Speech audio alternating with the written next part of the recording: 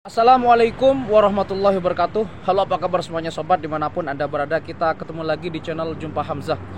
Tahun 2024 merupakan tahun yang sangat bersejarah bagi Republik Indonesia, sekaligus menjadi tahun perjalanan karir politik untuk Pak Jokowi. Karena di tahun ini adalah tahun terakhir beliau menjadi Presiden Republik Indonesia setelah dua periode menjadi presiden terpilih di Republik ini.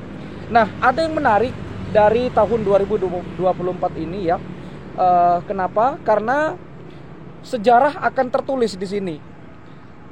Kenapa demikian? Karena sejarah Indonesia itu sangat panjang ya. Dan salah satu yang paling dramatis ya dan juga banyak menguras pikiran adalah pemindahan ibu kota dari Jakarta di Pulau Jawa yang selama ini kita mengenal dengan Jawa sentris dan akan berpindah ke Pulau Kalimantan, tepatnya di Pulau Kalimantan bagian utara gitu ya, Kalimantan Timur maksud saya, dekat dengan kota Balikpapan yang bernama Penajam Pasir Putih ya, sekitar 30 hingga 40 menit dari Balikpapan dengan menggunakan kendaraan bermotor.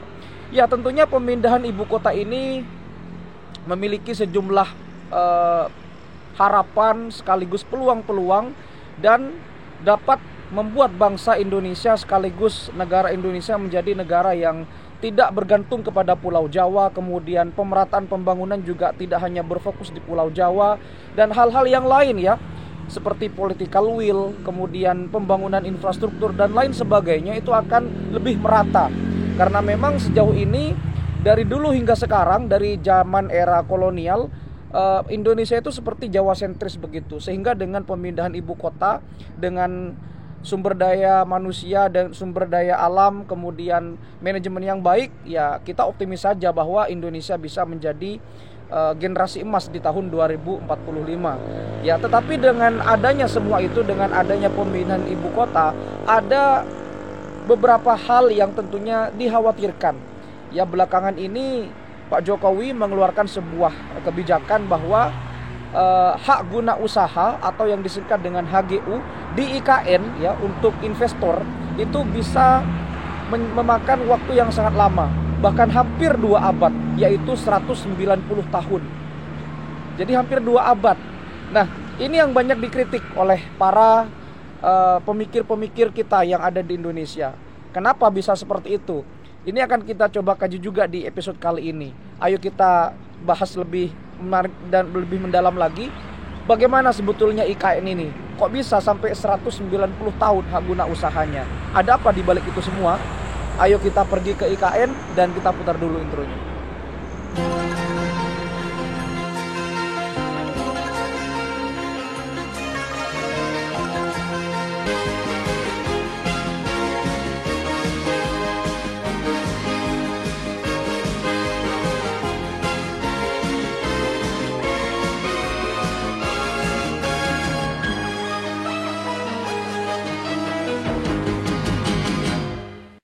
Ibu kota negara atau IKN adalah ibu kota baru dengan wajah baru, dengan harapan baru dan dengan semangat baru dan jauh dari Pulau Jawa.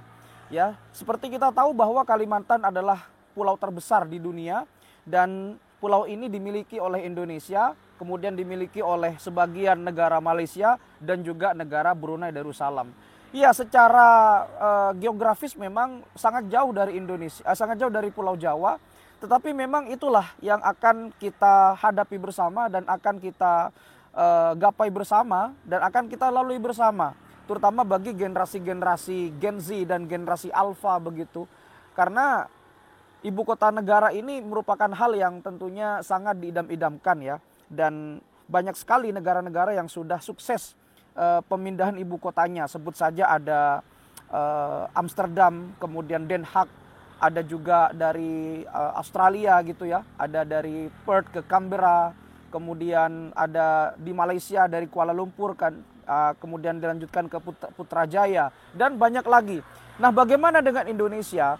Tentu perjalanan pemindahan ibu kota, pemikirannya sebetulnya bukan hanya saat ini, tetapi sejak dulu era presiden pertama kita ya, bahwa bagaimana seharusnya pembangunan itu tidak terfokus di Pulau Jawa saja, agar terjadi yang namanya pemerataan ya. Agar pembangunan itu bisa lebih merata dari Sabang sampai Merauke, bukan hanya di Pulau Jawa saja. Nah, dengan IKN inilah harapan baru muncul, semangat baru muncul untuk membangun negeri yang kita cintai ini dan menjadi lebih kuat, menjadi lebih berkarisma lagi. Ya, terutama bagaimana negeri Indonesia ini bisa lebih berjaya dan bisa menunjukkan taringnya. Seperti kita ketahui bahwa ibu kota negara atau yang disingkat dengan IKN ini sebetulnya kalau kita lihat adalah proses jangka panjang ya. Pemindahan ibu kota sekaligus bagaimana mekanismenya pemindahan ASN dan segala macam pembangunan infrastruktur itu bukan hanya 5 atau sampai 10 tahun, tetapi bisa sampai ratusan tahun ya, atau minimal paling cepat 50 tahun lah. Kenapa? Ya karena kita tahu sendiri negara Indonesia itu negara yang besar, yang berbentuk kepulauan terbesar di dunia. Jadi untuk proses pemindahan, penyesuaian, adaptasi dan seterusnya butuh waktu yang mungkin agak lama. Tetapi salut untuk pemerintahan Pak Jokowi ya, di tahun 2024 yang konon katanya beliau akan mulai ngantor di bulan Juli, tapi tidak jadi karena infrastrukturnya belum memadai. Air, listrik dan segala macam itu masih belum bisa. Jadi Pak Jokowi saat ini masih ngantor di Jakarta yang ada di Pulau Jawa. Ya memang banyak keuntungan ya, selain di sana juga tidak begitu rawan gempa bumi atau bencana alam seperti di Jawa, yang pastinya di sana nggak macet. Kemudian masih banyak hutan begitu, masih asri, dan oksigennya juga sudah bagus di sana. Beda dengan di Jawa, apalagi di Jakarta itu polusinya sangat tinggi. Oke, kita balik lagi ke IKN. Jadi IKN itu ya sebetulnya adalah suatu kebanggaan tersendiri bagi masyarakat Indonesia. Tetapi yang paling timbul pertanyaan adalah IKN itu memerlukan banyak sekali investor untuk membangun sebuah infrastruktur yang kokoh di sana. Memerlukan sekitar 466 triliun lebih untuk pembangunan infrastruktur itu. Ya, dan ini butuh yang namanya investor baik dari dalam negeri ataupun dari luar negeri. Dan tentu saat ini IKN mengandalkan dari APBN ya, dan investor-investor lain yang sama-sama ingin membangun usaha di IKN ini.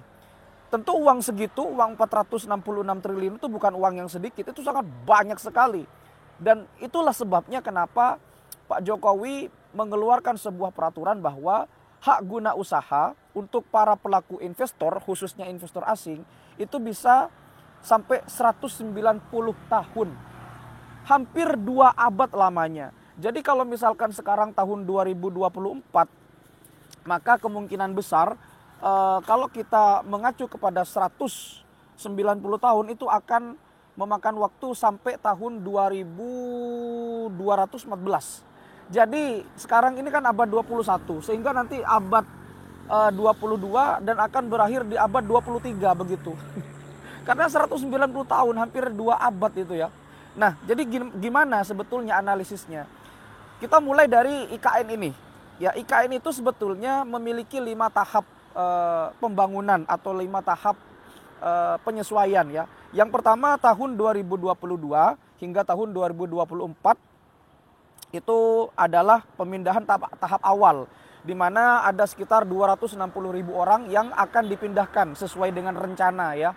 Yaitu kan tentatif ya, bisa bertambah bisa berkurang sesuai dengan kemampuan dan keinginan dari para ASN dan juga para pejabat-pejabat. Kemudian periode kedua tahun 2025 hingga tahun 2029.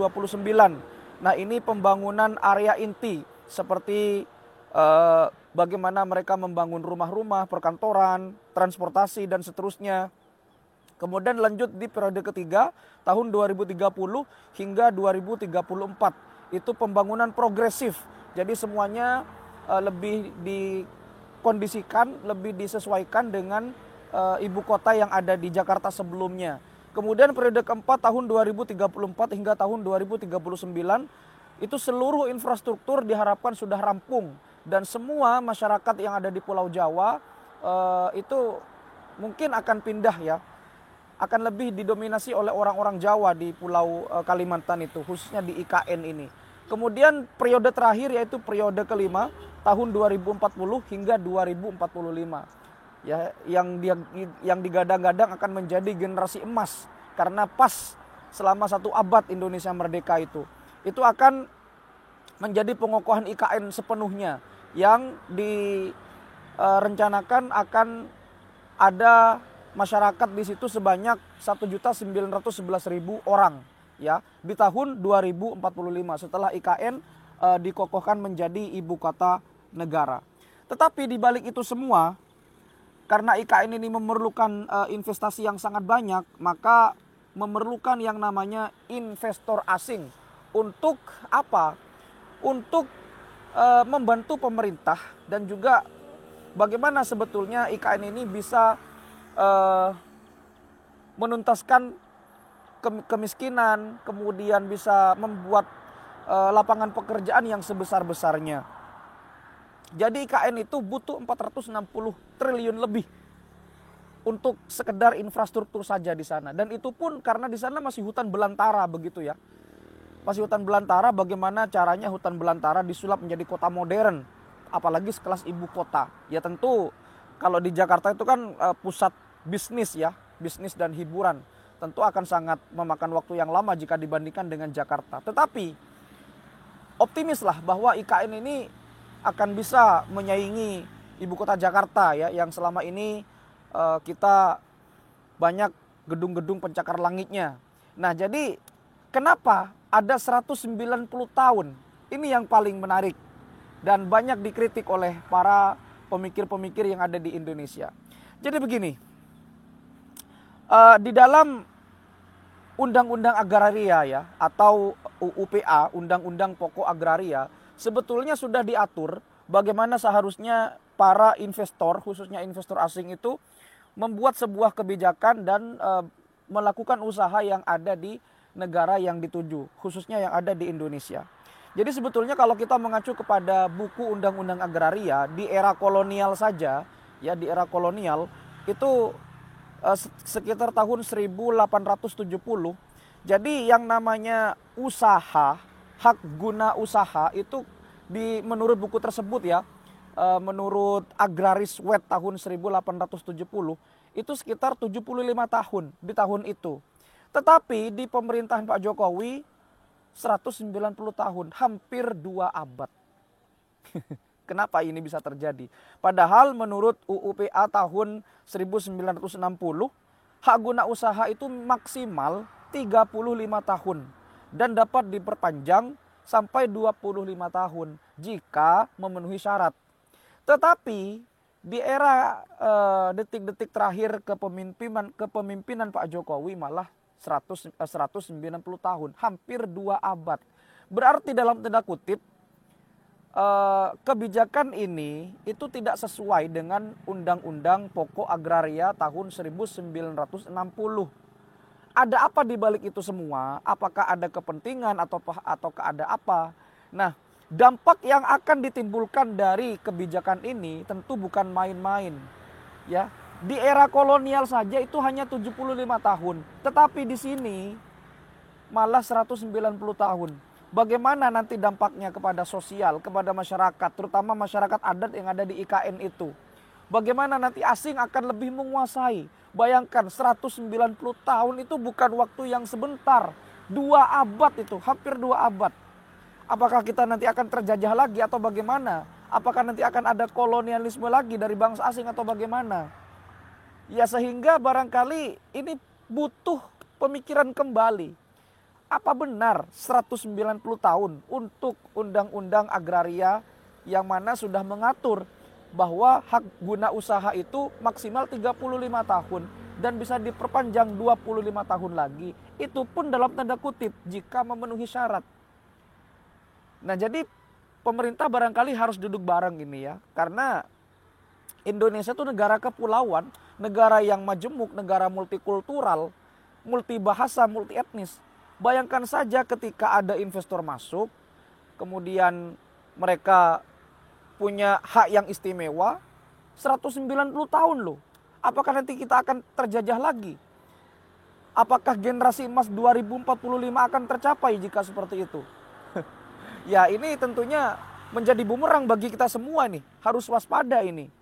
Ya memang sih saat ini masih belum ada beberapa investor asing yang ke IKN. Tetapi katanya sudah menerima beberapa letter of intent atau surat ketertarikan yang sudah dikirimkan oleh beberapa negara yang ingin berinvestasi di IKN.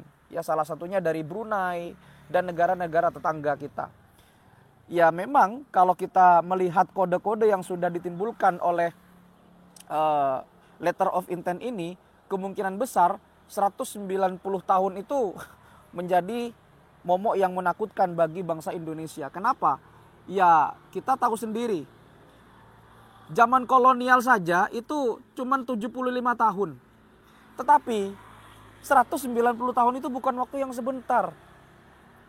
Ya ini mungkin butuh pemikiran bersama karena Pak Jokowi nggak sesuai ini dengan Undang-Undang Agraria atau Undang-Undang Pokok Agraria tahun 1960. Ini berbahaya kalau sampai diteruskan. Ya barangkali bisa direvisi nanti kebijakan ini. Ya kalau untuk investor yang ada dalam negeri nggak masalah, tetapi ini asing. Gimana nanti masa depan Indonesia di tahun 2045 yang digadang-gadang akan menjadi generasi emas? Ya mudah-mudahan tidak terjadi apa-apa ya dengan pemindahan ibu kota ini. Tentu kita berharap bahwa semua yang terjadi di Indonesia itu sudah dipikirkan masa-masa ya.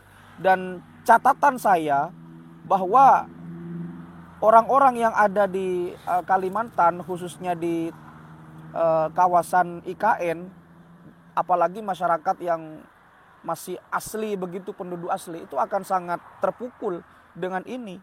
Ya, karena mereka kemungkinan akan tergeser seperti bangsa aborigin di Australia, sekarang udah nggak ada. Bangsa Indian di Amerika tuh sudah nggak ada. Nah, bagaimana dengan nasib kita? Apakah 190 tahun itu worth it untuk bangsa Indonesia?